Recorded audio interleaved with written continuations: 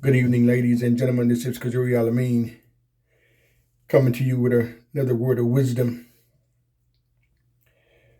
Relationships are so very, very vital in our lives. So very, very vital.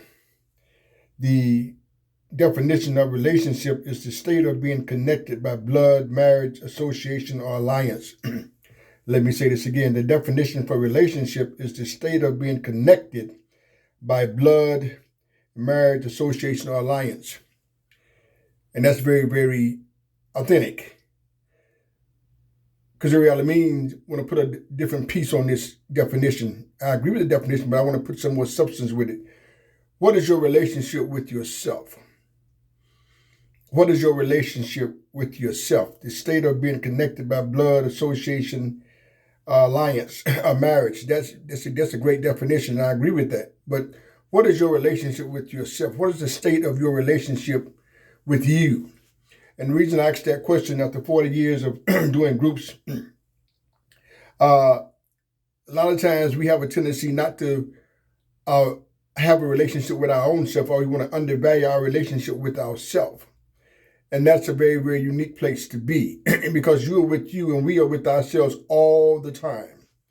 In seasons of adversity, in seasons of prosperity, in seasons of doubt, in seasons of faith, in seasons of happiness, in seasons of sadness, we are with us all the time. And as I've stated and will continue to state, even if you're married, you're not with your spouse all the time. Your spouse is not with you all the time. That's real talk. So what is your relationship with yourself?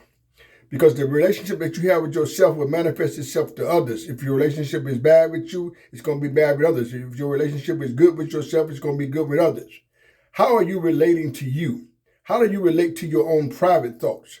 And I say this by strategic design of the years of doing groups, because we all got a private side and we all got a public side as spiritual beings having a very, very brief human experience. Once again, the state of being connected by blood, marriage, association, or alliance.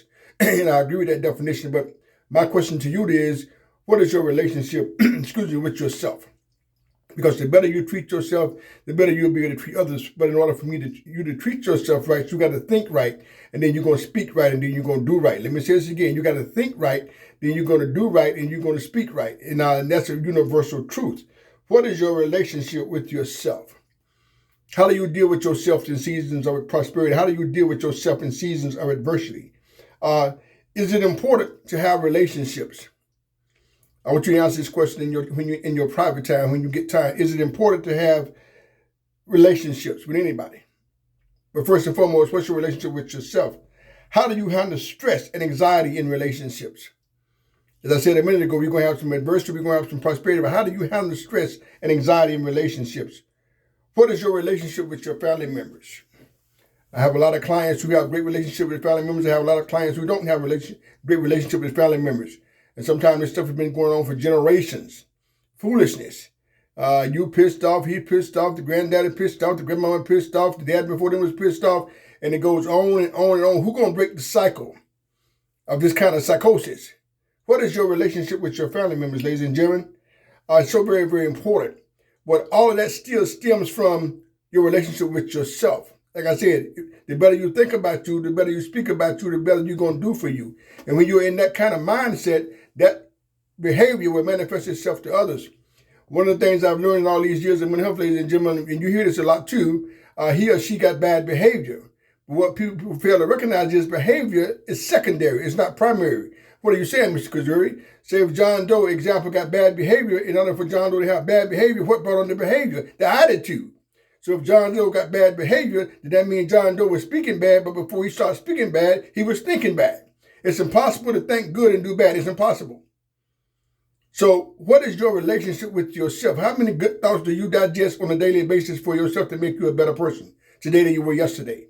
Are you better? Are you striving to get better? Do you have faith? Do you have faithlessness? How do you deal with that? How do you deal with your successes? How do you deal when you are tripped up? How do you deal with your when you're being patient? How do you deal when you are being prosperous, which is a good thing? How do you deal with that? Are you pleased with those dynamics? How do you deal with it when you got some ambiguities in your life? How do you deal with that? There's nothing wrong with you as an individual. These are some things that's very, very real. And in my groups, I call it Pure Learning. We talk about these things because I think a lot of times people go to certain meetings and hear certain speakers speak, highly respected, but we don't get down to the core. Getting down to the core is a process. It's a process. My settings are very, very intimate, but they're also very authentic because I want you to be able to go inside of you and be able to birth your greatness. That is a process. Getting down to the core is a process. Ladies and gentlemen, I don't care if you're an adult right now, which is very, very highly respected. But my point is, before you was an adult, you was an adolescent. Before you was an adolescent, you was a child. Before you was a child, you was a baby. So that's real talk. That's a universal truth. So a lot of times, some of the behaviors, from the way we feel about ourselves, the way we relate to ourselves, came from our childhood, came from our adolescenthood, even came from our babyhood. Sometimes based on what our parents raised us, they did the best they could based on what they knew. Not that it was right or wrong, it was real. So that stuff affects a lot of adults today. Don't make you a bad person, but we need to deal with this thing from a different perspective. So once again, what is your relationship with yourself? Like, as I said a minute ago, even if you're married, you got a boyfriend or girlfriend, you're not with your boyfriend or girlfriend all the time. They're not with you all the time. You're not with your spouse all the time. Your spouse is not with you all the time. So what is your relationship with yourself?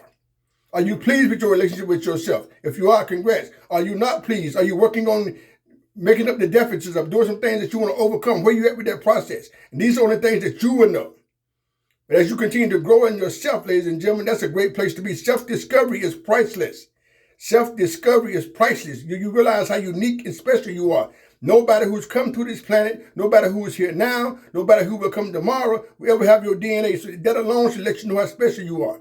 So I would encourage you, continue to build a relationship with yourself. And once again, that behavior, that attitude will manifest itself to others that you deal with in your normal human development. But be okay with who you are. We all grow up. The biggest room in the world, ladies and gentlemen, is the room for improvement. And we, W-E, we all got room for improvement. So strive to improve by 1% of your life each and every day.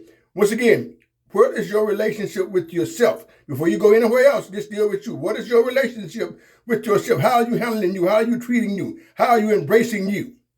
And this is something only you would know. What is your relationship with yourself? You deserve the best this planet has to offer. Nobody is better than you.